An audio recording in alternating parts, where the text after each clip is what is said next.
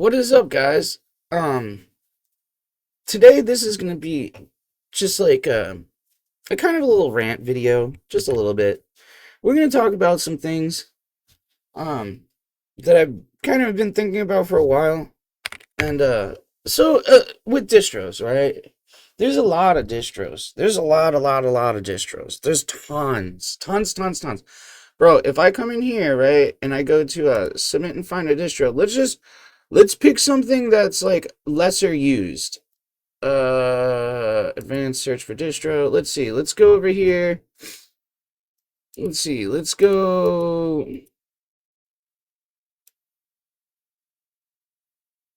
Let's see, like, what's like a lesser used thing? Slackware, right? Nobody really uses that anymore. That's from like 10 years ago, 15 years ago. You see how many Slackware distros there are? And that's something that's like, that isn't used as much anymore, right? FreeBSD, let's check it out. FreeBSD is super based, by the way. All these coming off with FreeBSD, all these. Now, you want to watch the real crazy one? Let's go to Ubuntu. Oh wait, not OpenBSD. Oops. Let's see, Ubuntu. Holy cow, look at this. And this is going to come to my point. Why do we need so many spins? I feel like a lot of people they view distros and they view like Linux itself in a completely unhealthy way. They think, "Oh, I need to hunt down this very specifically set up packaged ISO that absolutely fits all of my needs," instead of just taking an ISO and making it fit your needs.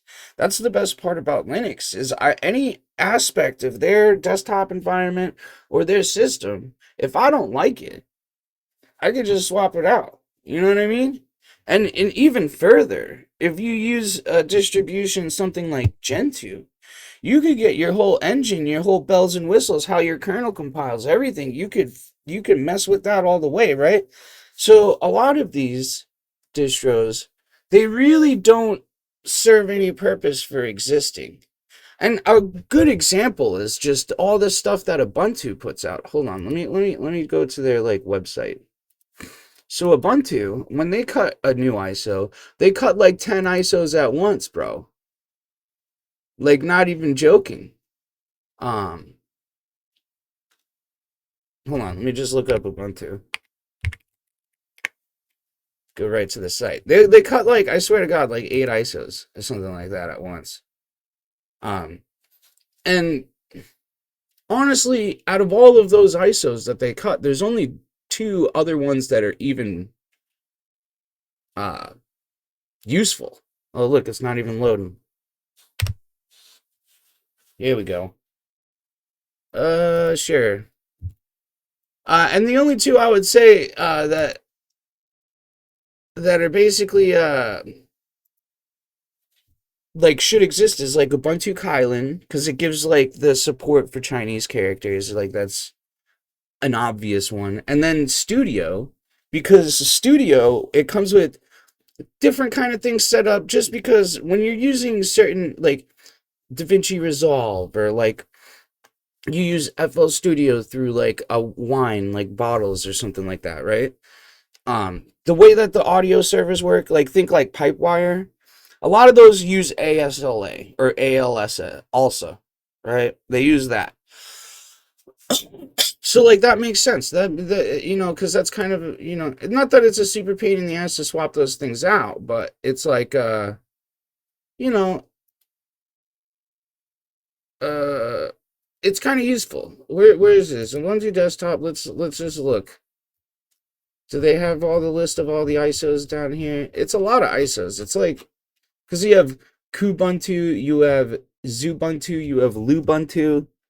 You know what I mean? It doesn't need to exist. And then when you just think about these distros, an example, like Ubuntu puts out their one ISO, and then a million people, all these people got to sit there and they got to make sure that their stuff is good to go.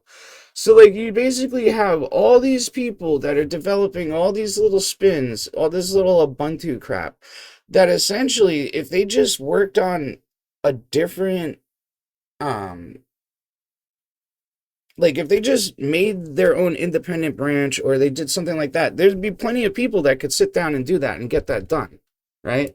But nah, we got to spin Ubuntu like 5 million times. Ubuntu LTS, like there's so many. So many. Oh, I guess this list isn't as big as I thought it was, but I mean, you still have 18 spins right there of just LTS.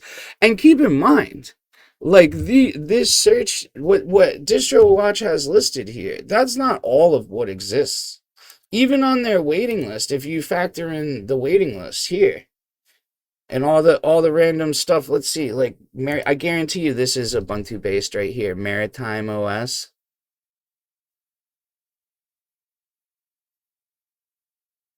If it'll load. What do you got?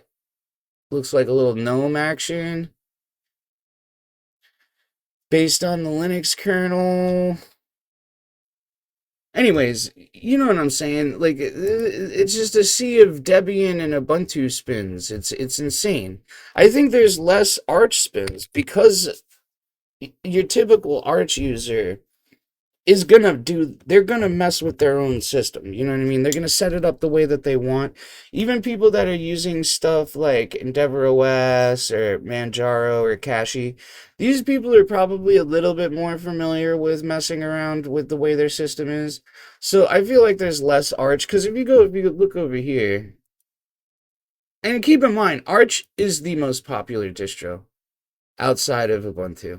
I clicked the wrong thing. It just is. I've looked around, I've seen a lot of things. It is. You know, you have Ubuntu and then you have Ubuntu based crap and then Arch, right? Oh wait, that's not based on. Oops. If you search here, there's not as many. There's way more Ubuntu and Debian spins. You got 22 on this one branch. But think of just the exceptional sea of Ubuntu crap that exists out there. Anyway, kind of my point of doing this is like, if you're a newer user, this can be very daunting. And then when you think, if you go over to like, oh, the listicles, you know what I mean? Oh, top 10 best Linux distros, top 5 best Linux distros. At the end of the day, none of that fucking means anything, dude. None of it means anything. You have two tiers of distros. Hold on, let's see. Let me think of a way to like visualize this. All right. Oops. You have two tiers of distro. Tier. Oh wait. Hold on. Tier 1, right? Arch, Debian, Gen 2, Slackware. What else? I'm just gonna write independent, and that would be stuff like Linux from scratch, Crux, um, you know, the older stuff. What is it like the what is it, Plan 9 or whatever, right? This is tier 1. Then you have tier 2, right? This is gonna be user friendly. This will be like Mint, Manjaro, Endeavor. Oops, spelled it wrong. What else? What else would be like a good example? Manjaro, Endeavor, Ubuntu is a tier 2 distro. Um, you get the idea. These are the noob distros. These are for noobs. And then you have trash. And what trashes are is like Tramjaro, right? That's a Manjaro spin, right? What the fuck is the point of that? Let's see. What's another one? A spin of a spin of a spin. What's a spin of a spin of a spin? Let's see. Like, I don't know. Kubuntu doesn't need to exist. Lubuntu. Storm OS. Mint, I'm just gonna write mint spins because there's a bunch of them. Manjaro spins, there's a bunch of them. I know that's a little redundant, but this is the hierarchy of Ubuntu of Linux distros right here. And in reality, what you need to be looking for is what's gonna have the freshest packages that are most up to date. You're going to want to have the most options. So when it comes to using stuff that might not work on Linux, you want to make sure that it can run all your wine stuff. If you're an Android guy, keep in mind you have GApps, you have Andex, you have, or what is it? Whatever the name of the emulator is. You have all those things to do Android stuff, right? There's a lot of these kind of cool things that we do. I don't think a lot of these spins are thinking about us. I think they're very opinionated and very much their own thing. So like if I was to make a distro, like I think my distro would be like mad simple, dude. It would be like minimal UI, no GUI package manager, right? Security apps setup, IE RK Hunter, Clam TK, UFW, VPNs. Like this is the kind of stuff that I would have in there, right? And then I would give like um what is it? Arch Wiki docs. I would have the kind of stuff that would help somebody along. So you Arch Wiki docs, I don't know if you know this, but you can download the Arch Wiki and have it on your machine. So being able to access that is very good. Very, very, very good, right? Security apps, RK Hunter, that's just searching for backdoors, exploits, different things that could be on your machine. ClamTK is scanning files for malware. UFW, that's a firewall, and then obviously your VPNs.